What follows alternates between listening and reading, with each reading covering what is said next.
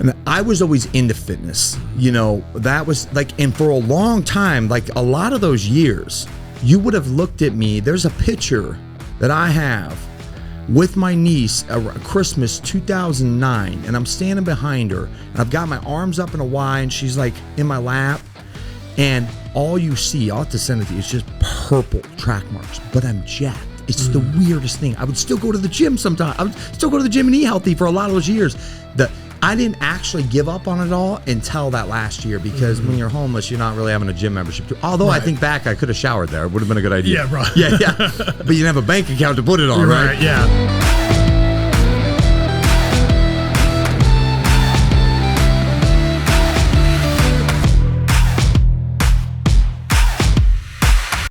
What's going on, y'all? Welcome back to another episode of The Bullpen. I'm so excited to be introducing my guest today. He's a good friend of mine, known him for a couple years, but if you're in Utah, you probably already know who this guy is, and that's a good thing, in a good way. Maybe. Let me just kind of give you guys an idea who this guest is and why I'm so excited to have him. This guy became an NASM at the age of 18. Is that right? That's correct. That's a pretty young age to do that. And an ACE certified, so he could understand all parts of fitness and nutrition. Probably the best known nutritionist and fitness trainer in the state of Utah. And I'm not even exaggerating that. And probably in a lot of other states, but especially here in Utah. He has since gone on to acquire numerous certifications, including NCI, Oracle Applied Sciences, and WellFit Mentorship. He's known on Instagram as the sober bodybuilder. This passion helped him overcome a decade of addiction to drugs and alcohol, which resulted in sobriety. His sobriety date is November 20th, 2012. Congratulations, brother. That was recently. You just celebrated 9 years, right? Yep. Well, Brad Jensen, thanks for being on, brother. Thank you. Excited to have you. I was about to get some Instagram content. Do I thought it. you were going to keep No, going. do I it, thought you bro. were going to keep talking. I was like, just keep talking about it. We're going to talk the whole time. Get as much Instagram content as you want, bro. Thanks for having me on, bro. I'm proud. This is, I'm looking at all you do. I'm thinking he did not decorate this fucking studio. I did not. Who did you pay? I need that person. My wife. Oh. I'm like, this is nice. Yeah, my wife and Josh right here. They're the ones who have the eye for it. I don't. Yeah, I was really impressed. I'm like, I see this shit, and I'm like, I don't know how I would even piece it together. Just buy random shit and throw it in. It would never look like this. So good job. Hey, I didn't do it either, but thank you. Yeah. Shout out to Josh and my wife Kinsey. Yeah, Kenzie's the real MVP. She is. That's straight facts. Well, brother, I'm so glad you came on because. Number one, I don't think people realize how incredible it is what you've accomplished and what you've had to overcome to be who you are, right? I mean, and here's the thing. In the fitness industry, damn near everyone I've talked to knows who you are. You've established an incredible brand, an incredible relationship, or just really reputation here in the state of Utah. And that's not an easy thing to do, man. No. That's not. It's a toxic world in the fitness industry. It's a toxic world, in any state. But here in Utah, I feel like it's a little bit gossipy sometimes, right? Small lake city. Yeah, small. That's right. Just chat. But I know a lot of people know you and speak about you in a very high regard, and I know I do as well because you've been such a good friend to me. But your story is just incredible. And what I really want to know is, how did you become this? Like, what happened to make Brad, who's Brad is today, the sober bodybuilder?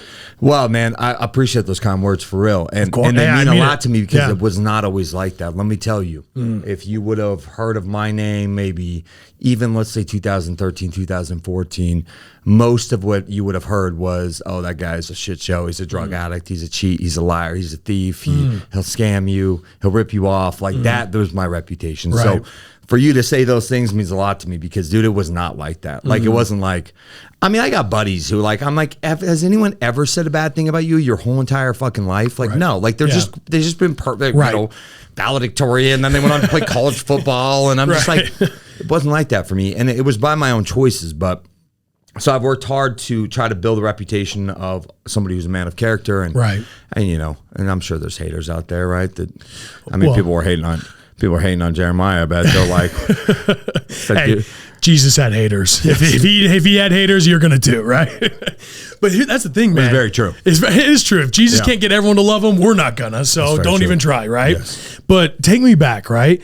So what's your story, right? Because you were, as you were saying, you were a drug addict, right? You were in some really dark places, what, like 9 years ago or something like that? How did that all begin? What happened? You know, I make a joke, but there's actually some seriousness to it. Is that I feel like I came out of the womb like restless, irritable, and discontent with life. Like if I could have asked for a Xanax as like an infant, like a newborn, I would have. Like I was just uncomfortable, and I didn't know other way to describe that other than growing up. I always felt like I was on the outside looking in. I couldn't like figure out why I didn't feel like whole. I didn't fit, and I was suffering from massive anxiety. But this is 2000. You know, so what, like around 10 to 12, I started noticing I was super uncomfortable. Just like, wow, like I just like petrified of everything, just scared. And do you think there was anything that happened in early age, or can you not pin it to it? Do you think it was just something that was there? You know, I think it was just something that was there. It was hard. You know, I brought up in a good family. I was the youngest of 5 kids at the time. They were all active in the Mormon church. Only my father's hanging on. Shout out to him. Yeah, but, shout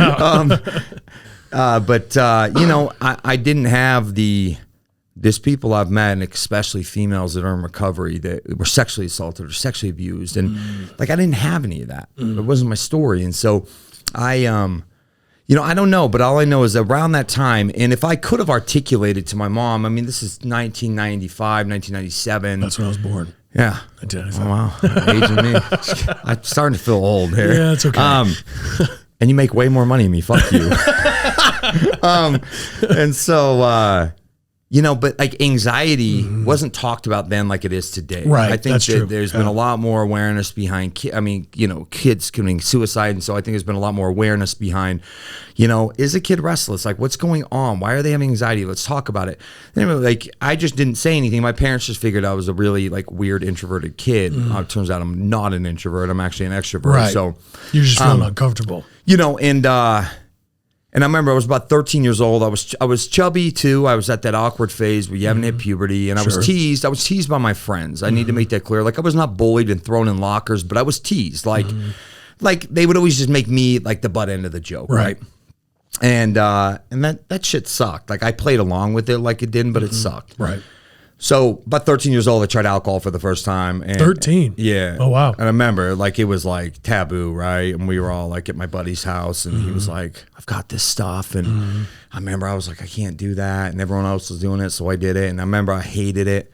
Hated the taste of it. It was Jack Daniels. Jack Daniels, first one, huh? Yeah. 13, wow. Horrible. And about 20 minutes later, I was like, this is the best shit that's ever existed. Like, I love this. Really? Like, the minute it hit me, I was like, man, I just feel complete. I feel whole. Like, I didn't have that anxiety. I didn't have the shit in my head like anymore. Yeah. And I started to be funny, and everyone was laughing with me instead of at me. So I was like, all right. So we continued like whenever we could. I don't know. It was probably every other weekend or maybe once a month. It wasn't like, it was whenever we could sneak just enough from his mom and that she wouldn't know.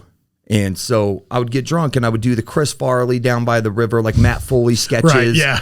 And they would laugh with me. Yeah. Like, they were laughing because they thought I was funny instead of picking on me. And so I was like, perfect. I'm just I did all the Tommy Boy skits because I was fat. And so I was chubby. I look back and I'm like, I thought I was, if I could give that 13-year-old kid a hug now, I'm like, dude, you just haven't hit puberty, bud. You're okay. Right, yeah. But I felt like the fattest kid ever, right? Because I hung out with my friends that had, ribs. Yeah. And we called those six-pack. Yeah. I'm like, And so that progressed and continued. And then I got sick of being overweight. And even when I hit puberty, I still was because my habits were horrible. And so I got into fitness then. I didn't know what I was doing.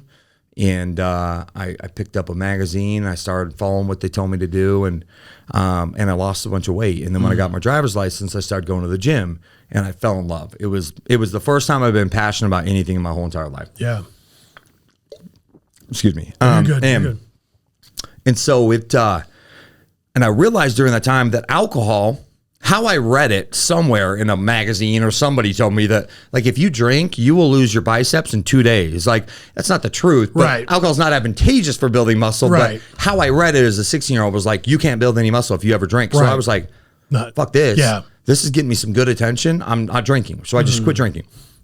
So at the age of 17, I go to this house party, and I'll never forget, and I always share this because it's funny how our subconscious will program certain things. I don't remember shit about high school. Like, it's all kind of a blur. Yeah. I remember being in that house. It was a split-level house, brown cabinets. They had all the red Solo cups everywhere. They had the jungle juice. Typical party. Yeah. Right. I remember all of it. Yeah. I remember the smell of us prime time being smoked. And I remember all that because my friend was sitting in the kitchen. He said, hey, you should try some of these pain pills. And I said, this is how naive I was. I was like, oh, I'm not in any pain. And he said, oh, no, man. They'll make you feel like you're drunk, but you won't have a hangover. And I said, and are they bad for building muscle? He goes, no. All the bodybuilders do them. I was like, what? Let's do it. Took them. And I remember that vividly, that house, because when they hit me, I remember, and I might have even verbally said it, like, this is the feeling I want the rest of my life. It was, you know, I instantly was in love. Like, I loved the way I felt. Right. I was like, this is it. And so, you know, even the next day, I look back and the behavior was so distorted because I look back and even the next day, I'm asking my buddy, let's get more of those. And he's telling me, oh man, I took them from my mom. We can't get in. I can't do that. Yeah. So I arranged to go over there. And when he goes in the bathroom, I just went and sold myself. Like, that was how quick I was, like, you know, and it ran, and I ran with it. And by the time I was graduating high school, I'd gotten turned on to this thing where you drive down to Tijuana, Mexico. For listeners who are not in Salt Lake, it's not a 3-hour drive; it's a 14-hour drive. So you were driving from Utah to Tijuana, Mexico as a high schooler. Yeah, going to the pharmacies, and back then there was really good deals in the pharmacies. I found out when I went down there, just recently, it's not. And I'd load my door panels up of every kind of steroid and narcotic, from OxyContin to muscle relaxers, and I would put my door panels back on. Door panels.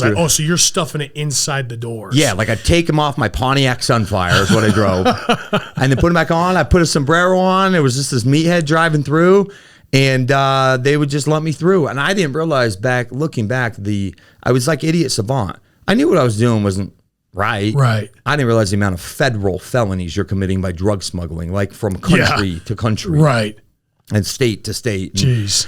So that's where my entrepreneurship began. I joke because I started selling drugs, and I was really good at it. I had like a ledger book, and I was taking track and the whole works. And I was selling them to high school kids. And I only say that because, you know, you were in high school, right? Yeah, I was about to graduate high school. It was like the last 6 months of and I had all this money, and I was selling to kids though, that would get them like for a weekend thing. I didn't see the ugly side of addiction. I thought, oh, it's kind of fun. I started using opiates every single day, and it wasn't out of control. Like, I barely graduated high school, but I graduated. Yeah. And for every day for about 6 months, because I never ran out. I kept going down there, and then I'd sell a bunch. I'd still have a bunch. And when it get low, I'd go do it again. And towards the end of my senior year, right after I graduated, actually, other kids had been turned on to this idea. And one kid got stuck there, went to a Mexican prison. Oh, shit. And I remember it was all over the news and shit. And I knew the kid. And I was like, yeah, fuck that. I'm not going anymore, man. I'm not going there. I'm too pretty to be in a Mexican prison. Some high school kid from Utah got stuck in a Mexican prison. Yes. Oh, my God. 2003. It was all over the news. And I'm like, and it was my idea. I told him about the idea. You were the one doing it, yeah. And I'm like, you know, I'm not going down there anymore. I can't risk this. Yeah, you know, I realized and how serious the charges were. And I was like, okay, no more. So I figured maybe I was slightly addicted, but I said, you know what, like, it's time to just move on. We quit this, we go on with our life. By the time I had already gotten certified as a personal trainer, like you'd mentioned, my parents told me I should go to college, and I said, why would I go? You did that at 18 years old, so that's right out of high school, or even in high school. I was still in high school, because they wanted me to go to college, and I said, why would I go to college? I hate school. Like, why? Yeah. And they're like, because you need to go to college. I'm like, no, you don't understand. Like, the thought of going into a class makes me want to vomit. Like, I hate this. Right. And so they said, well, you got to do something. Yeah. So I got certified. And so I was the youngest personal trainer Valley Total Fitness, which has since gone out of business, had ever hired. To their knowledge. They're like, how old are you? I'm like, barely 18. They're like, okay, we'll hire you. And I stopped that day. I ran out of them, and I said, okay, it's just time to move on. It's time to move on. You know, I wasn't like trying to get sober. I was just like, okay, enough of the snorting pills. Some external things what paused it. And so I'm like, I'm not going down there. I don't know where to get it here locally. I don't want to so I just stopped, and I went through the most hellacious withdrawals. I'd heard about them, but I didn't know what they were. Again, I wasn't selling to kids that were junkies that were knocking on my window at 2 a.m. needing their fix, seeing the ugly side of this. They were kids who did them on a Friday and Saturday and then didn't do them. Right. So I went through the worst withdrawals. I was so sick. I don't, you know, like in withdrawals from opiates is like the worst flu you've ever had with massive panic attacks going on constantly. Like it's just awful. Mentally. You're talking opiates. You're talking like stuff that's like Xanax or like, you know, painkillers. Yeah, Xanax is a benzo, but yeah, okay. Like Lortab, OxyContin, heroin. Okay, the painkillers. Morphine, fentanyl. Yeah. Right. And so I was withdrawing so hard and I was so sick and I was having the worst anxiety and just, I was like, this can't be real. I didn't know like how far, like 6 months of daily use, I was addicted. Right. And ended up making a call to a friend. That friend said, my brother's got something. I showed up at the house. It ended up being heroin. And I remember, so I'm really? Just out of high school. And I remember thinking, if you would ask me 2 months before that, would you ever shoot up heroin? I would have looked you in your face and said, fuck no. Yeah. That is just, that's the other side. That's gross. I never even seen heroin. And he had a loaded heroin syringe. And so most people start by smoking it. But the option presented to me was not smoking it. And so I did it. And I remember I said no at first, and about 20 seconds later, I was like, will it make me feel better? He said, instantly. And I shot it up. I'll never forget, this guy looked at me and he said, kid, your life will never be the same. I'm sorry. And I'm like, I'm sorry. I'm sorry. What the fuck do you mean I'm sorry? I'm like, oh, no. I'm not going to keep doing it, man. I just need to do it just one time. Yeah. And every day it just continued. So, you know, I ended up in my first treatment center at 19 when I called my parents. They knew I was partying, but they had no idea I was doing heroin, you know, and I told them I was doing heroin, and my mom like dropped the phone. She was such in shock, right? They sent me to a rehab, and that started kind of this whole 10 years of just incomprehensible demoralization, man. Like I could go into so many different stories, but it was just a series of going to rehab, getting sober, but always having this backdoor plan, like somehow, some way, I was going to prove everyone wrong and be able to use drugs like a gentleman and get a life. And so I'd be like, okay, no heroin, but I'm going to go to the club and I'm going to drink. So I drink and nothing bad happened. So the justification was, I'm going to be the one to figure out how to do this in a mature gentleman way. Yeah. Like, oh, I'm not going to be crazy junkie, but I'm going to be able to like do it on the side. Like that was a justification though. Yeah. And I think, you know, I look back and it's funny that there was guys that I had used heroin with that had gotten clean, because it just sucks once you get addicted. It's not fun. You're just chasing it. That's all you're doing. And they would go to the clubs and drink and nothing bad would happen, right? But I think they got addicted to addictive drug. I was a drug addict, and I believe it's a brain disease. I mean, the DSM-4 says that. Like, I believe that this was my challenge, and I didn't realize it at the time. So I'm thinking like, okay, they can do it. I'm going to do it too. And not all of them could do it, but a lot. I drink, nothing bad would happen. Cool. Okay, I got this now. Drink a couple more times, and then I'm at the club, and someone says, I got some cocaine. And so I'm like, let's do some coke. And I do that, and then I do way too much, and then I wouldn't know when to stop. And everyone else is like, we got to stop. We got to go to work tomorrow. And I'm like, work? Who cares?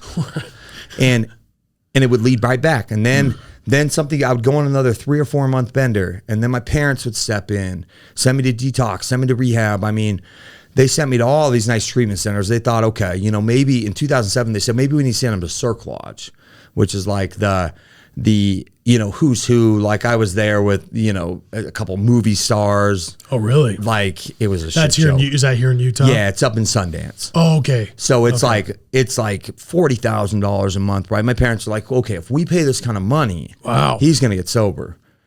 Fuck, man, it's crazy. Like I just couldn't accept that. Like you can't keep doing these, man.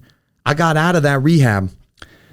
Left that rehab and went straight to what's called the Siesta Motel, which is on 30th South and State. If you've never been there, it's a good thing. It is crack, prostitution, drugs, and ended up doing drugs right away, like right out of the rehab. Right out. And I remember at that time thinking, dude, you're fucked. Like it finally hit me in that moment. And I didn't get sober until 2012. In 2007, that summer, right after I was at this treatment center, and I'm like, I'm going to do this. And then I end up in a drug hotel, smoking crack, like with a bunch of junkies that were homeless. Like it was gross. Like, how did I go from eating wild-caught salmon, flying on a helicopter up at the Cirque Lodge to this? I remember thinking, you're fucked, dude. And it took me 5 more years to get sober. That's the insanity of it, man. And so I got caught up in 5 more years after that. That really, because dude, from 2003 to 2007, I kept trying to justify that maybe I'm not an addict. Like maybe I'm not. Maybe it's just this or just that. And if I only could do just this drug and not that drug. And it hit me then. You're like, I said, bro, you're a fucking addict. You cannot control this. Like, what is your problem? And 5 more years it went on after that realization. I got caught up in the system too. So I ended up, this is back when they used to take you to jail on everything. I was addicted to drugs at the wrong time. They don't take you to jail like this anymore. Right. Even before COVID, it's just too crowded. I went to jail 17 times. They booked me in. And I stayed probably like 6 or 7 of those. I ended up doing, this time here, this time here. Ended up doing about almost 19, 20 months locked up total when I combined it from about 2006 to 2012. And the last time I went a whole year. The story's almost over. Don't worry. No, you're good. Like, this guy's talking too long. You're not. No, don't try to worry get the Cliff Notes version. Don't worry about it, brother. You got 4 hours. Let's go. Let's do it. So then I met a girl. I'm just kidding.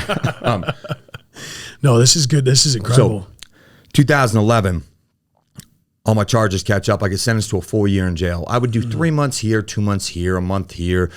It was the longest stretch they'd ever given me, and so I stayed sober. There's not many drugs. It's not prison. There's not more drugs in prison. So I go to jail for a whole year. And during that time, I actually believed that like being sober meant I was going to I'd been sober that long that I was going to stay sober. There's a big difference of being sober and being in recovery. It's like if you just think money's going to make you happy, but you're not doing anything else to make yourself happy, like money won't make you happy. Like the sobriety alone actually kind of sucked because I wasn't doing I wasn't changing. I was the exact same guy. Oh, okay. They were doing Bible study in there and I'm like, it's for fucking pussies to go to fucking Bible study. And that's where I was just, I didn't want anything to do with God. And I was like, I got this. Like I've now stayed sober long enough. I've never been sober for 10 months. Because I got a couple months for clean time. So I get out January 27th of 2012. My birthday is January 31st. That's my we call it a belly button birthday because now I have my sobriety birthday too. Right. My parents were so excited that for once I was going to show up to my birthday because I'd either shown up high, like drooling on myself, or not making sense because I'd been up on meth, or I didn't show up at all. Oh, and finally they're like, he's going to show up. It was amazing. Yeah. So they let me move in with them when I get out, try to get my life back together. And I got out and I just connected with old friends and like just chatting with them, seeing how they're doing. And then that craving hit me the day before my birthday. My palms were sweaty. My heart started palpitating and I was like, man, like, what's my problem? I haven't had any drugs. Of course, when you're in the mix of the drugs, they're addictive, but like, I couldn't make sense that I'd been this far away from it and the craving was so strong. And it's because I hadn't done any internal work. I was the exact same dude. So of course, like it would come back and I made the call. And I remember when I made the call, they told me, I did all the shit they told me in rehab. Play the tape through. I played the tape through. And it went like this, Jeremiah. You're going to go down, you're going to pick up drugs and you're not going to stop till something stops you. Don't go down. And I fucking drove anyways. And I was crying on the way down because I was like, I knew that this would not, every other time I could try to manipulate myself in that moment and justify, like you said, that this time will be different. Yeah. And this is how. Right. I was like, no, it won't. Dude, what are you doing? Don't go. And I went anyways. Got some drugs. Thank God it didn't kill me because that's how people die. Not when they've been severely addicted usually. It's when they have a break and they go back. And they go back and do the same dosage kind of thing. Yeah. And thank God I didn't. I felt like I was going to, but needless to say, I didn't show up to my party. And at that point, my parents had kept threatening that we're going to cut you off. I had a great family, but my mom was going to love me to death, literally to death. Yeah. She was find me a really good addict and I'll find you somewhere in their story, a really good enabler somewhere along the way, a spouse. And so it's because she loved me, but man, she would enable me. I'd be, sick. She'd come give me money to go get drugs. So I was well. Yeah. And they finally cut me off that year. And they stuck to it. And so I was on my own. And so for that whole year, I was homeless. And I never slept on the streets. I was very resourceful.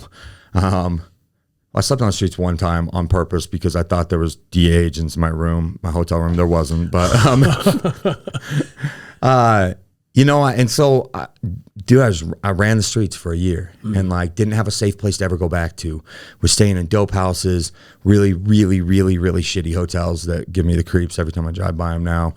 You know, trap houses, you know, just anywhere I could, I was staying. And we were running and gunning, and I got involved with the wrong set of people like that I never pictured. You know, I got really into methamphetamines that year. That was a very strategic decision, which is so fucked up. I was like, I'm too tired from the heroin. I'm drooling on myself to go hustle to get enough money to then make sure I have enough for the next day. So I'm going to add a little bit of meth in because it's cheaper than cocaine. And it sent me down a whole spiral of psychosis and staying. I mean, you think about it. If you stay up for 2 days straight, sober, you're losing your mind. Yeah. You add a toxic chemical like meth, no wonder there's psychopaths out there. I was hanging out with people that I didn't even know existed in Salt Lake. Like, I mean, some evil, dark people. You know, they called me Pretty Boy on the streets. Like, that's the worst fucking street name ever. Like, I wanted a cool one. Like, can you call me Loco or Crazy? But I still always got ready. I would always do my hair. Like, it was fucking crazy. True Religions were cool then. So I always made sure I had my True Religions on. My one pair. And they called me Pretty Boy, but they were there was some dark out there. There was some evil I saw. There was shit like I had to do a lot of therapy on. I mean, you know, wrong place, wrong time, watching a girl get kidnapped and beat over a $30 drug debt. Like just shit that like the whole time I'm thinking like, what am I doing here? But my family, they said, we love you, but we're done. $100,000 later, I'd stolen from them, put their marriage almost on the brink of divorce. They did the right thing. For me, that was my story. People go, what changed? I said, my parents finally stopped putting that pillow underneath me that every time I was about to hit rock bottom, they would just slide it under. So I'd hit, but it would be just a little cushioned. You know, rehab, detox, come to our house, like, here's some money. This time they cut me off and they said, we love you, but until you're sober, you're not allowed around here. I tested it one time. My dad called the cops on me. I showed up there to get some food. That's how hungry I was. And they told me to leave and I wouldn't. And he called the cops, so I ran. So a whole year went on. Absolute incomprehensible demoralization. Like I look back and it's just craziness how I lived through that. And so the end of that year, it's getting cold now. It's a lot easier to run the streets and be homeless, quote unquote, when it's summertime. The winter was falling again. And I'm like, whew. And by that point, I'd burned out a lot of people. I'd screwed people over. Nobody wanted anything to do with me, even the drug addicts. It was getting bad. And so, my grandfather passed away November 15th of 2012 when my mother called me. She never called me. She called me and she said, hey, your grandpa died. And I was like, shit. And she said, I really want you to be at the funeral. Do you think you can make it? And I said, yeah, if you pick me up. I don't have a car. I lost everything. And she said, yeah, just do it. Do whatever you have to do to be okay. And I knew what that meant. She was like saying, don't be too high that you're drooling on yourself or acting like a fool, and don't be sick that you're vomiting all over yourself. And of course, I couldn't make the drugs last. And that morning came, and I was withdrawing. I was sick, and that was I was like, no, but I gotta go. I want to go. Like I just had the little bit of a consciousness, like show up to your grandpa's funeral. He was an amazing man to you. So I tried to go and I started vomiting in her car, shaking, shivering. And she's like, you can't go like this. She's crying. She said, what do we need to do? I said, well, we need to go get some drugs. And she was like, you son of a bitch. She was like, okay. So she takes me to the drug dealer's house, gives me $20 because I had no money. And she was pissed about it.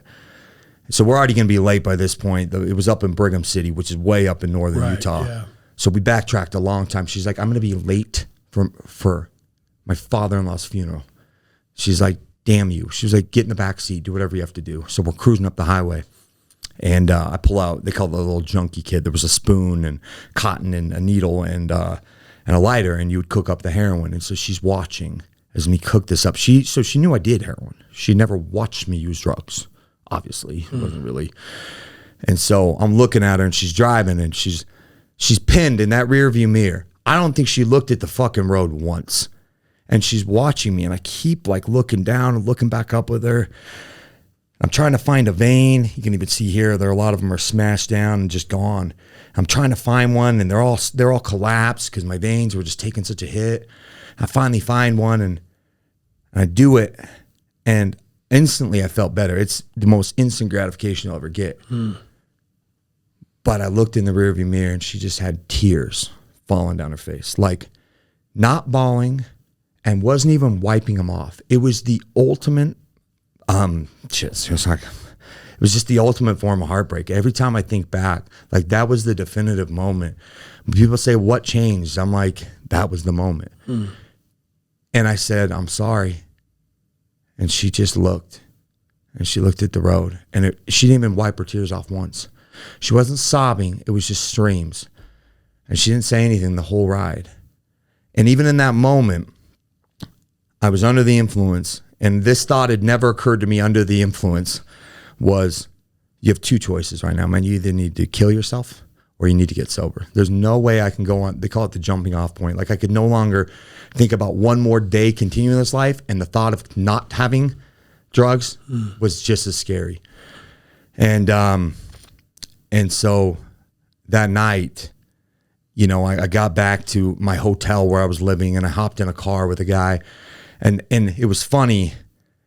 The night before even all this happened, I saw some dark shit that time. Like I was with some people that were doing some shit. And I remember I went in the bathroom and I prayed and I said, God, I don't know if you know who I am even, but I need some help. Like I can't do this anymore, man. I'm going to die out here, whether it's from the drugs or the people I'm hanging out with. Like I'm going to die. Yeah. I can't do this. Please. Like just something, you know, because normally I would go 3 or 4 months and something would intervene.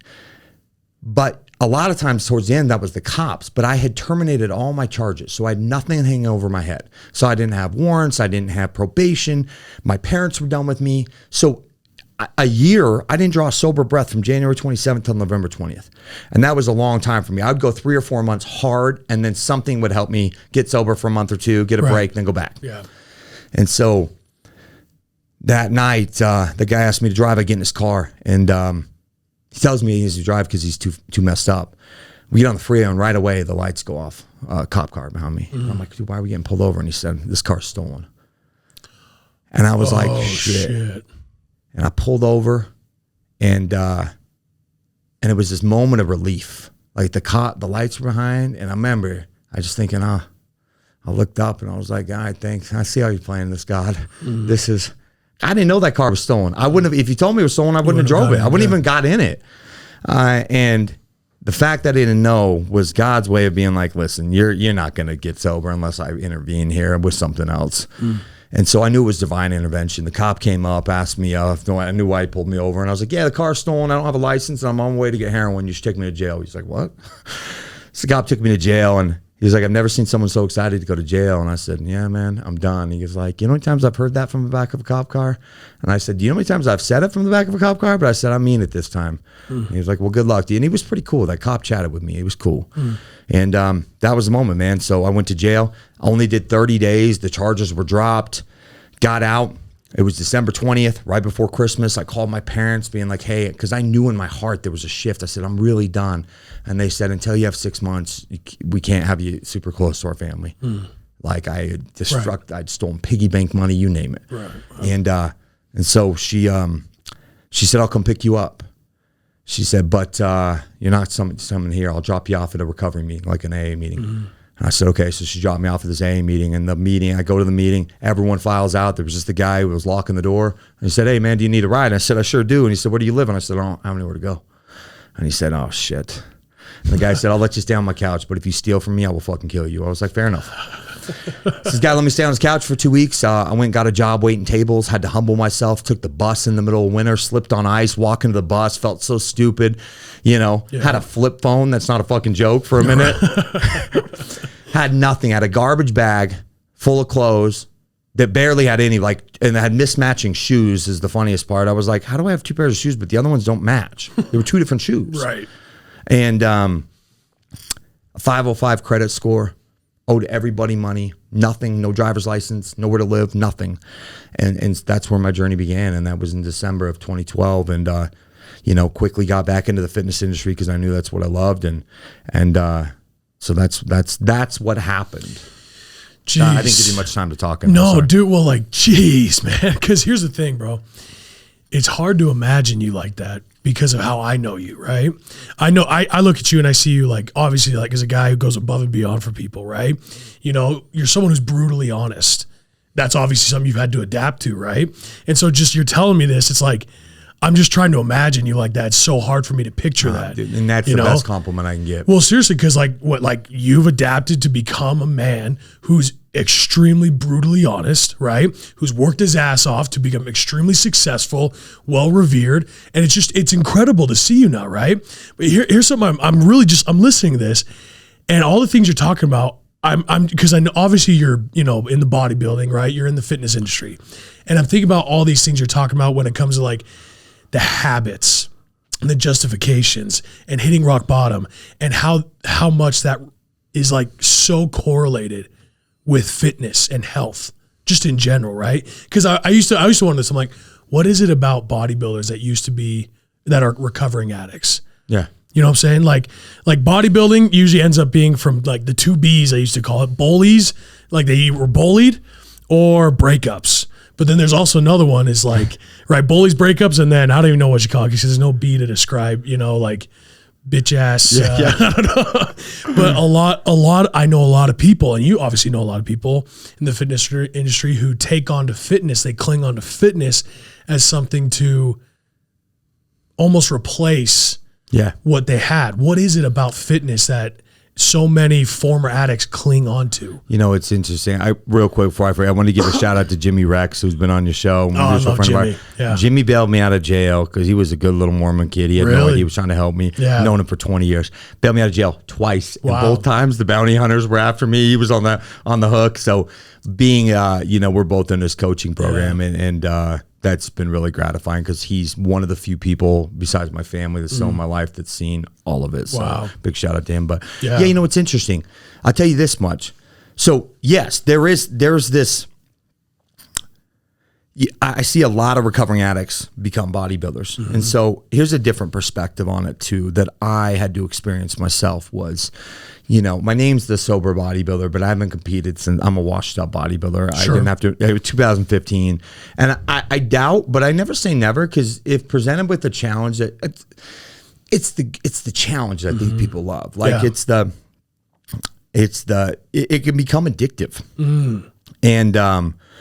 And I was always into fitness, that was like, and for a long time, like a lot of those years, you would have looked at me. There's a picture that I have with my niece at Christmas 2009, and I'm standing behind her, and I've got my arms up in a Y, and she's like in my lap, and all you see, I'll have to send it to you, it's just purple track marks, but I'm jacked. It's the weirdest thing. I would still go to the gym sometimes. I would still go to the gym and eat healthy for a lot of those years. I didn't actually give up on it all until that last year, because when you're homeless, you're not really having a gym membership too. Although I think back, I could have showered there. It would have been a good idea. Yeah, bro. Yeah. But you didn't have a bank account to put it on, right? Yeah. And so when I got sober, every other time before, because when I'd go on my binges, sometimes toward the end, I'd stop lifting. I would get out of jail, I'd get out of detox or whatever, and that's the first thing I put emphasis on. Recovery, meaning like growing as a man mentally, emotionally, spiritually, was second. This time I got out and I did it in reverse. I did get a gym membership right out, but the first thing I did was go to that meeting, and then I continued to go to a meeting every day, and then I got what's called the sponsor, which is basically a sober coach that's free. And that became first. My fitness was second, a close second, but I knew I had to put my recovery first. And so I did that, and I said, okay, if you can get a year sober, then compete in a bodybuilding show, because for years, since I was 18, I was jacked. Everyone said, you should compete. And I'm like, I'm going to. One day. So it was my one day bucket list thing. So I did it. I competed, and I went through the process, and it was amazing. I was still keeping up on my recovery stuff. It was exhilarating. It was fun. It was this goal. I loved it. It was like, I felt like I was accomplishing something. And I think there's something with recovering addicts, to answer your question. We fuck up our lives, and it's a tornado. We tornado other people's lives too. And so it's like, we start to not think maybe we can't do shit in life. And it's, you start actually seeing you're doing something really hard, and it's like for the better. It gets addicting. But I did it, and I was just like, it was a bucket list item. I still stayed up on all my recovery work, and I did well. A funny thing happened is I took first in my class, not in the overall, and really recognized name coaches like Shane Hughley, and these guys came up to me and said, you should keep competing, you got a future.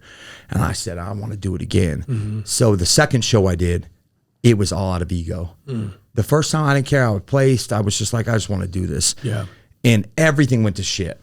Everything, my relationships, my spiritual practices, my emotional state, my mental state, my finances, because I was so like enthralled in this that I wasn't taking on new clients and blah, blah, blah.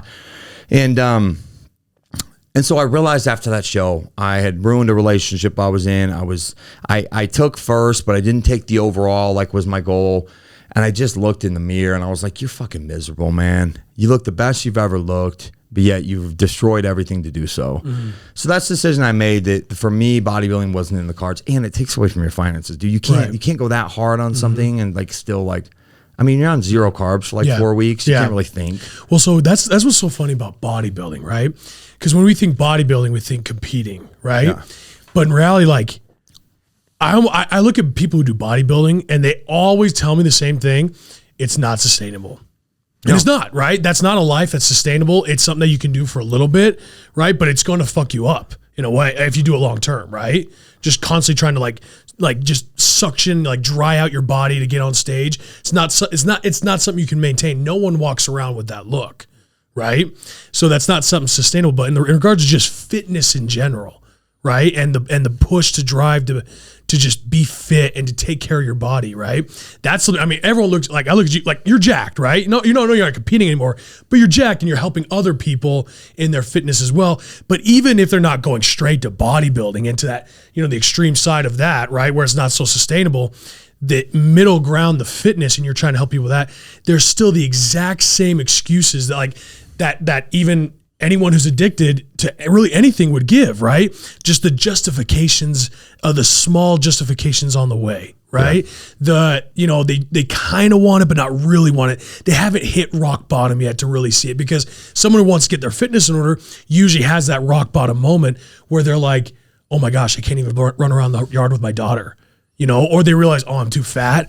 If I don't shape up, I'm not going to make it till I'm 50. Yeah. Right? When was the last time you saw a 50-year-old who was 400 pounds or more? Yeah. Not often. Especially 60, right? Yeah. You don't make it that far. Yeah. Right? It's one of the fastest ways to die early is to be, extremely obese and overweight, right? And until people hit the rock bottom, they don't realize that. But the fitness industry is full, like people who want to be fit are in this game of just, it's not about the physicality. It's not about, oh, you got to hit the gym here, you got to eat right. Everyone knows how to do it. Yeah. It's actually pretty simple, but it's the excuses along the way. That the justifications that I'm hearing you talk about, that I'm just like, I'm so fascinated by, because in the realm of like heroin, but also in the realm of sugar, or in the realm of, like too many, like eating, a lot of croissants or whatever it is, right? All these little justifications along the way that keep people from accomplishing what they want to accomplish, whether that's being sober or just being fit and healthy. Because you deal with clients on a daily basis who I'm sure you hear nothing but excuses, right? Yeah. And I've gotten better about calling that out, and part of that was I had imposter syndrome. Like, who am I to call these people out? And now I'm like, they're paying me. They're not paying me to make sure I'm like patting their ego. Like, it's okay. It's your 5th bad week in a row, And they took a lot of work to get to a place where I'm like, hey, listen, you can do whatever you want, but I don't think you should be investing in this because you're not serious, at all. You're right, though. It's crazy. I always say there's two people. There's two sets of people who you're never going to see have long-term longevity, quality of life. I've never met a 60-year-old heroin addict that's been using for 40 years, and I've never met a 60-year-old 500-pound, person that's still like those. You two probably people, won't. Like, there's just not long. There's just not a lot of longevity. No, like you just don't meet people who are like, oh yeah, I'm 60. I've been using heroin for 30 years. Like it kills them. Yeah. Obesity, same thing. Same thing. Yep. And it's funny, the fitness. So I kind of like said how bodybuilding wasn't good for me, but I'll tell you what, fitness in general has been good for me. And you said something that I really appreciate. You said, you're jacked, you help people. And that means a lot to me, because now that I've had a kid, like in doing different business stuff and trying to create new ideas, there's been some priority shifts where I actually, on the weeks I don't have them, I'm going maybe 4 times. 5's a good week. On the weeks I do have them, I'm prioritizing that time with him. I'm only making 2 or 3 times a week maybe.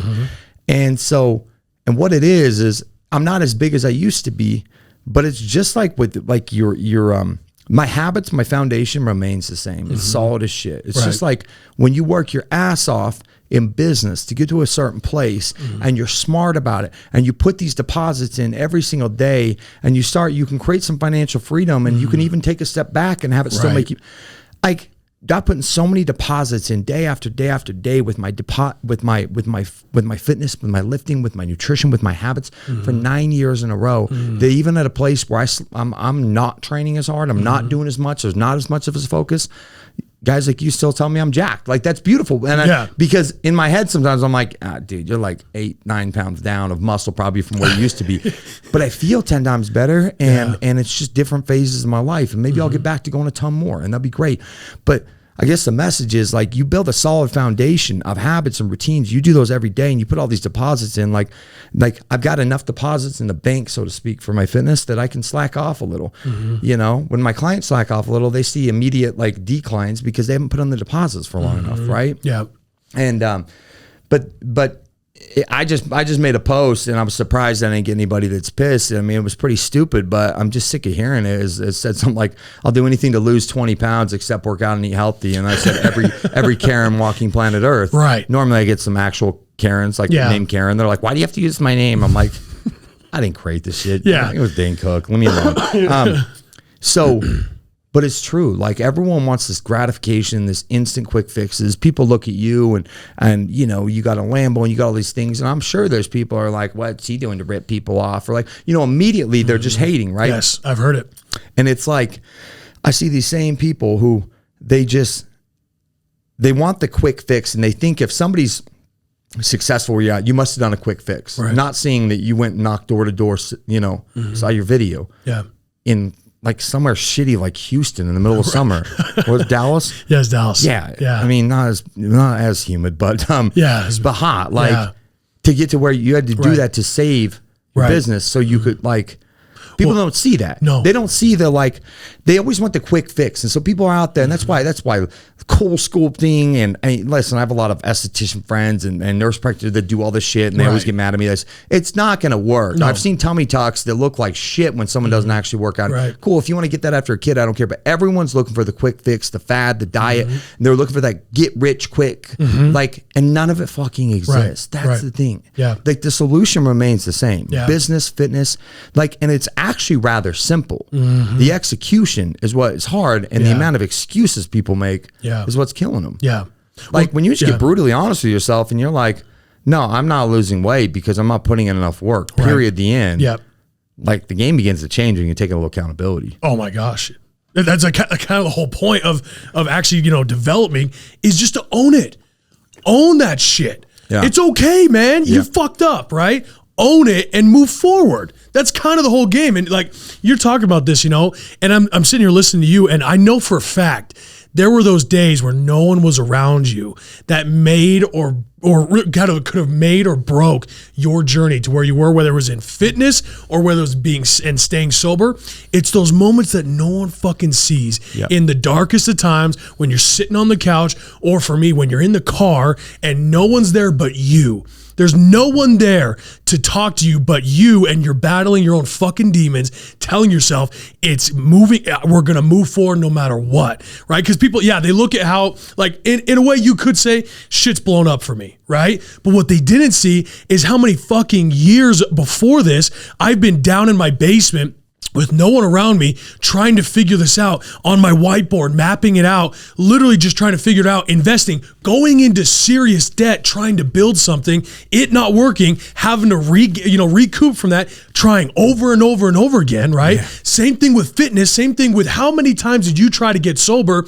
It's that constant effort of keep going and never giving up. It's never a straight line. Amen. It's like driving a car. When was the last time you got in a car and never touched the steering wheel? Yeah. Besides a Tesla. Yeah. Right? You're always constantly adjusting. You're always constantly moving it back and forth to stay on the needle, to stay on the fucking path. Mm-hmm. Just because you went off a little bit or even off a lot doesn't mean you're not supposed to just turn it right back. You could hit a rock, you could, hydroplane, or you could just be not paying attention and then lose a little focus and get off track. That's the game, is to constantly keep moving yourself back and forward. You show me someone who's on a straight line, they're full of bullshit. They're full of shit. Yeah. The journey looks like this. It's a squiggly path trying to stay on the line of constantly readjusting and constantly calling yourself out on your bullshit. Yep. Because you know what? All the times that I had a failure, it was because of my own bullshit. I still have all my own bullshit. I don't think anyone will ever get rid of their own bullshit.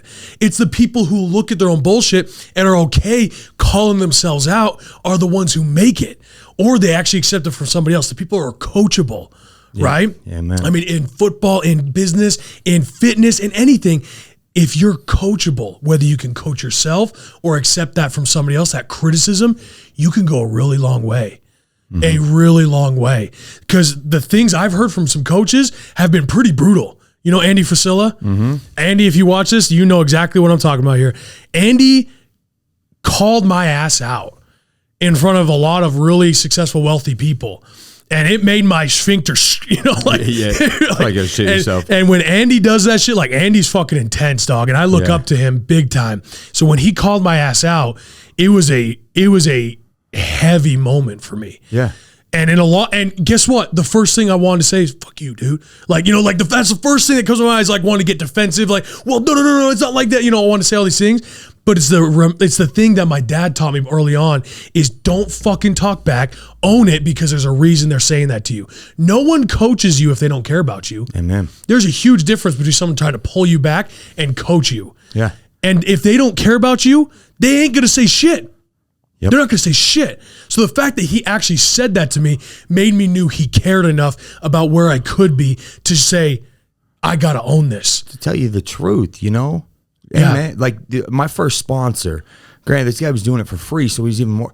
He knew that I was in and out. And like you said, the amount of times I tried was probably 50, and the 51 times stick. And so, that's something I could at least hang my hat on in early sobriety was like, you know what? Most people don't get this chance because they fucking quit or the drugs took them. And for whatever reason, God saw it fit that the drugs weren't going to take me.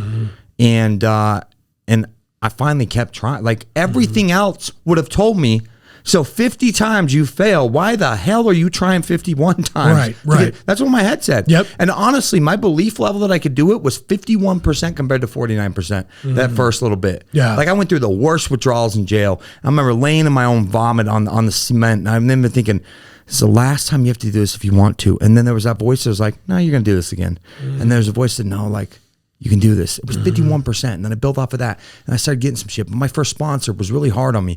That fucker he told me, be here at 7:00 sharp to do read out of this book. You go through the 12 steps, which is where I learned rigorous honesty. And I've not been perfect at it, but I've tried to embody that. And the more honest I could get with myself, the more honest I could be with you. Because if people aren't honest with me, they're just not honest with themselves. That's the problem. That's it. Yeah. They're lying to themselves. Right. So then they're lying to me. Yep. It's not like they're super honest with themselves too. And he said, be here at 7:00 to do this work. It's essentially like almost like, and that's where I fell in love with coaching too. I was like, this fucker's just coaching me. I'm meeting with him every week. I'm getting accountability. I'm getting application. Yeah. I'm getting more education. And then I'm getting some homework assignments to go execute. Yeah. And I showed up at 7:03. And there was a posting on his door that said, be fucking on time next time is what it said.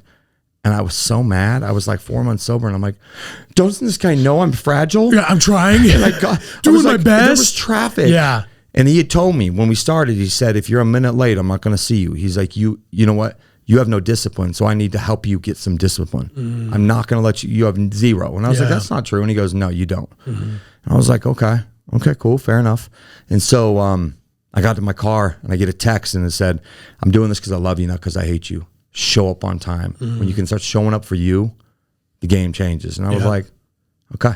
And they did. I showed up next week, and guess what? I was never fucking late again. Because I would show up 10 minutes early because I was like, what if I hit traffic? I'm not going to deal with this. And I would get there early. Right. And he taught me stuff. And there was one point there too where I kind of arguing with him that like I was dating this girl, and it was already a shit show. And I said something. He said, you know what, dude, the problem is you're trying to get your self-esteem from her. You have no self-esteem. And I said, that's not true. And he said, no, it is. You know why? Because you know how you build self-esteem? I said, no. And he goes, that's your first fucking problem. He said, you do esteemable acts for yourself and for others. Ooh, I like that. And he said, you haven't learned to do that yet. And I was like, whatever. I make coffee at that meeting. He's like, no. the shit when no one's looking, the shit when no one's going to see, the shit that like you're not signing up for a service commitment, that you're just starting to do shit for other people and shit for yourself, that when done, you'll show up better for those people. And that always stuck with me. And so if somebody's lacking self-esteem, I'm like, you're not doing esteemable acts for yourself and for others. And usually it comes down to others. Yep. I know a lot of people do a shit ton of service that are just broken. Yep. And they use that as a disguise. Yes, absolutely. But I didn't even know where I was going with that. Sorry. What you're saying is like in regards to building self-esteem, do esteemable acts. That's gold, dude. I fucking love that because here's something that I love. I heard this not too long ago. I forgot where I heard it, but it's how do you build confidence? Confidence stems from believing in yourself, right? And you cannot believe yourself if you cannot keep your own word. The more confidence you have is directly correlated with how much you can keep your word to yourself. Because you'll keep your word to everybody else if you know you'll keep it to yourself, right?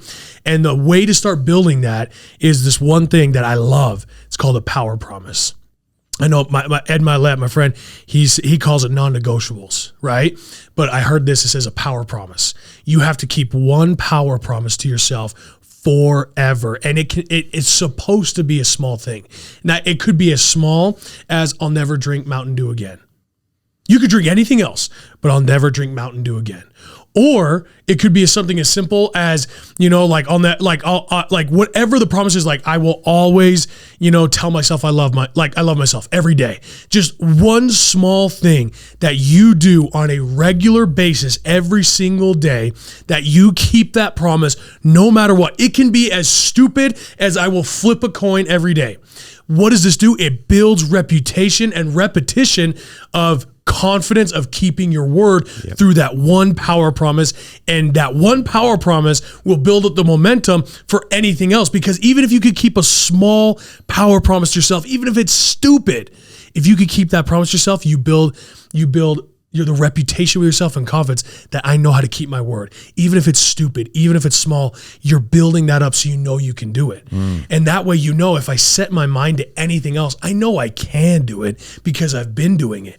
And the power promise you establish in yourself is what will set the foundation of confidence for the rest of your life, because no matter what, I will keep this promise to myself. Yep. And Ed Milet, he talks about this with non-negotiables. There are certain non-negotiables every single day. One of them, here's one that I love. He says, I pray every day. That is non-negotiable for me. Why? Because there's zero things that could ever interrupt that. Yep. There's literally nothing in the world that could ever interrupt me praying every day except for my own bullshit. That's funny. That's one of mine. I love that, right? Yeah. And so I established a couple of power promises for myself. One of them for me is check my money every day, because I found when I was going through all the shit, I found that I was nervous to check my bank. Yep. I was nervous to check my credit score. I was nervous to check what the damage was. Yep. And so I'd avoid it. I would avoid it. And it's as small as clicking on the app. Oh, dude, that was me when I first opened a business. Right. Because I didn't know what I was doing. So I was scary. Just like, all right, I don't really want to check. Yeah, you don't want to check. It's scary as shit, right? And that became a promise I kept myself as, just look at your money. Just look at it. You know what's happened since I started examining my money and paying attention to it? I made more. You made more money. Because I started caring, right? Exactly. And you start having to, you force yourself to see what's there, the bad and the good. Because everyone knows, especially as an entrepreneur like you know it's scary. It's starting out, or even if you're starting out or you're well down the road, the things that come out of your account end up getting bigger. It doesn't get easier. But the only thing is you just have to take accountability check, right? Or whether it's saying a prayer, or here's another one, do something active. I love this one because when it's like do something active, you don't have to go to the gym. No. Do you have any idea how many people could actually be in a lot better shape if they just did 50 push-ups and 50 air squats a day? Oh, yeah. Just do something active. Just got 8,000 to 10,000 steps in and start taking the stairs instead of the elevator and parking in the back of a parking lot. Like, it's so simple. Exactly. And if you could just keep that one promise to yourself, I don't care where you are. I don't care if you're in prison. I don't care if you're in a hotel room. I don't care if you're at your house. If you're really busy that day at work, you can do those push-ups. Yeah. Right? Or whatever it is. If you can do something active, and that's a power promise that you can keep to yourself, that you know for a fact that that's what you'll do, right? I like that. And I know one guy, he says, I'll never eat Oreos again. And for some reason, that's his power promise. just never touching Oreos. He can have anything else except for Oreos. And you know what that did? It established this thing inside him that he will always keep that promise. And so now he never has to worry about it. He says, whatever I set my mind to, I know I'll do. And I don't say yes to it if I know I don't want to do it. And another thing that ties in that is, it's just as important to say no to the commitment as it is to say yes. Yeah. Because if you're over committing to too many things, then you're never going to keep those promises, and you're just setting yourself up for failure by not keeping the promises. So in order to establish self-esteem, in order to establish the confidence, it's just as important to say no to a lot of things as it is to say yes. In my opinion, no is the most powerful most powerful word you'll ever learn to use. Yeah. No is more important than yes. Yeah, 100%. Because saying no is what establishes the yes to be more powerful. Yeah. Your yes doesn't mean shit if you don't know how to say no. Yeah. No is what makes you who you are. Saying no to the bullshit, it's a lot hard to say no to everything that's flooding at you. The cookies, the heroin, the sex or whatever, the addiction or anything. No is what establishes discipline. Amen to that. Right? Dude. I was a yes man for so long because I was terrified. Yeah. And now when I started learning to say no, hey, will you come speak at my event for free? No, I don't. You can pay me. Right. And a beautiful thing happens. People start paying me. Yeah. Like, you just learn to say no. Yeah. And until I could establish that, like, one of my power promises, not even realizing it, and it's one of the 12 steps was, we make direct amends when we're wrong. We promptly admit when we're wrong and make amends. And that promptly sometimes varies, but I don't hold on to that shit for long. I try to always, that's a promise to myself. If I've wronged somebody, hey, I'm really sorry. Here's why. Here's what I've done. And what that's done is build character and it's built reputation of like, yeah, guess what? He's a human. He fucks up, but he'll say, I'm sorry. Right. Like learning to own your own shit, was a power promise for me that I didn't even realize until you just said that. Right. And when you said, like, everyone has great things to say about you, which is incredibly flattering. But I think part of that is that I've made a ton of mistakes, but I try to always promptly admit when I'm wrong. Right. Except when to do so would injure them or others, what the step says, meaning if I slept with that just didn't happen, but if I slept with some dude's wife, maybe I don't go, tell the dude and ruin their marriage, right? Right. What I do is make a living amends to never do that again. Never treat anybody like that again. Right. And but those power promises are so and if people out there listening, I mean, if they're successful entrepreneurs, they probably already have some of these. Maybe even without knowing, like you're saying. Yeah. They just do it. There's probably a lot of people that don't. Yeah. Man, they just I don't know. What would one be for me that I don't do? Dude. Because they don't know who they are. Right. I feel empathy for them. I've been there. Right. It was only probably the last couple of years that I feel like finally I was like, for the first little bit of my career, I started making some money. And by money, I'm talking like this is when I was coaching at a different place, like 6 figures. But when I'm like 2 years removed from living on the streets, I was like, cool. And then guess what happened? I had this limiting belief that that's all I deserved because I had imposter syndrome because I didn't feel comfortable with who I was because I didn't know. Like I felt like, okay, if they figure out that I'm gonna be found out here, and I stayed no matter what. I stayed just over 6 figures for like 3 or 4 more years. No matter how much money I made, I'd find a way to spend it stupidly, especially when I opened Key. Right. About like $10,000 worth of blender bottles. I didn't have $10,000 to spend on blender bottles. I remember Jimmy telling me that was a really poor idea, dude. You're just giving them away? I'm like, yeah. He's like, maybe you should sell them, at least get some money back. Right. He's like, you don't have 10 grand to spend on that. Why'd you do that?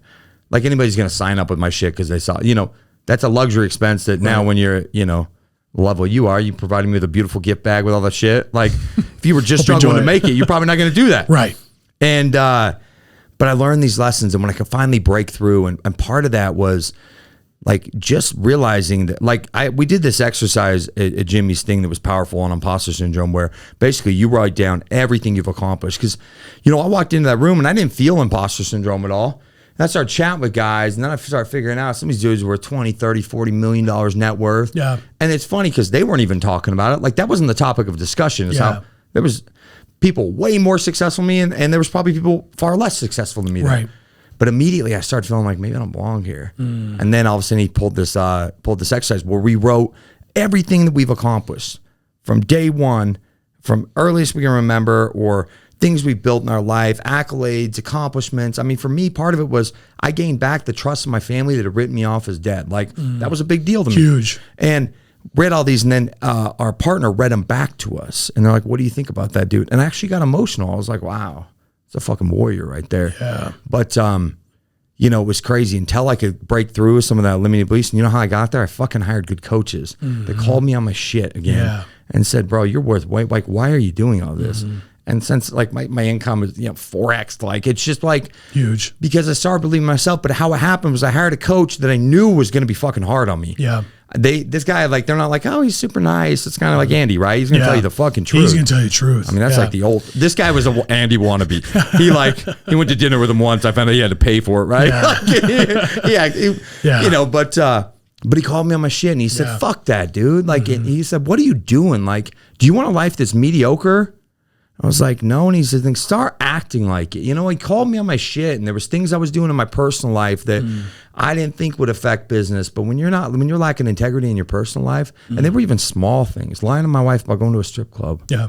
You know, I was like, "Oh, what's the big deal?" It's not like I never cheated on her. So I was my ex-wife now, but you know, and I would justify all that shit. Yeah. And it was holding me back in business. I don't know. The guys I talked to with that.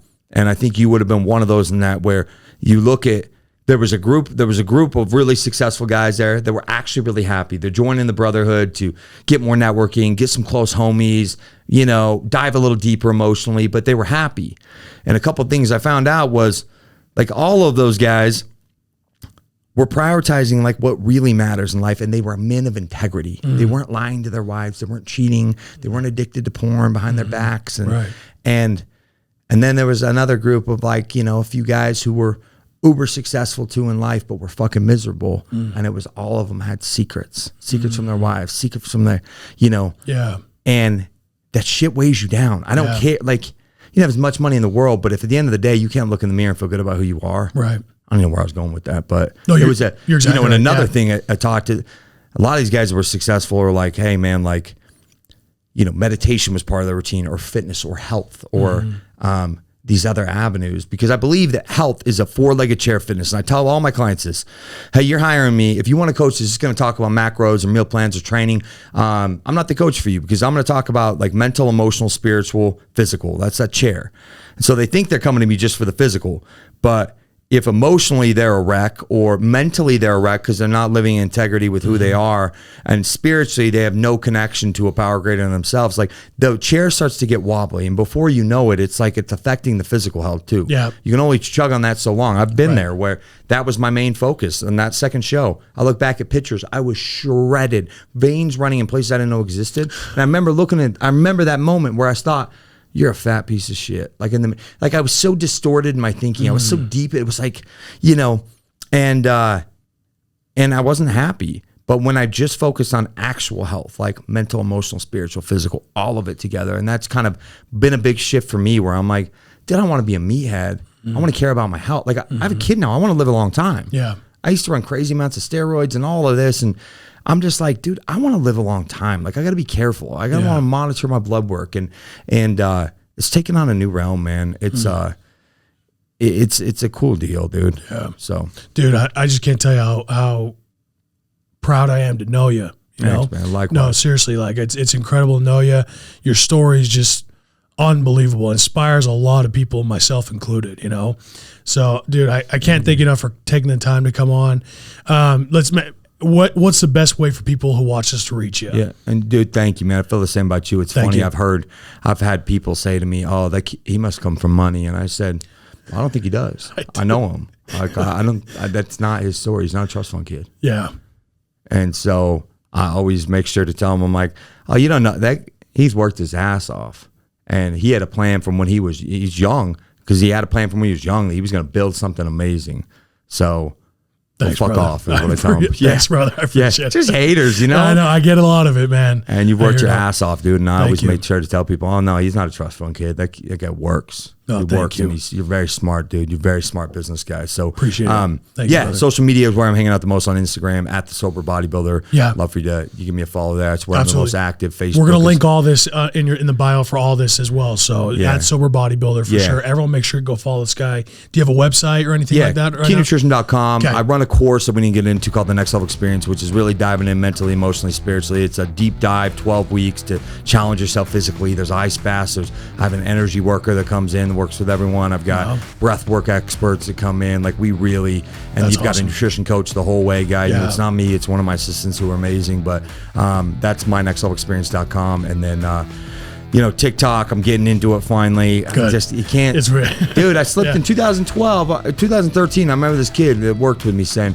there's this thing called Instagram. And I was like, still on MySpace and Facebook. And I was like, yeah, that's stupid. Yeah. That's for kids. Right. And then in 2018, when I actually wanted to take it serious, I was like, oh, I missed my window. Yeah. So it's at the Sober Builder on TikTok and Twitter. So awesome. Yeah. Thanks for coming on, brother. Thank you, bro. Appreciate you, man.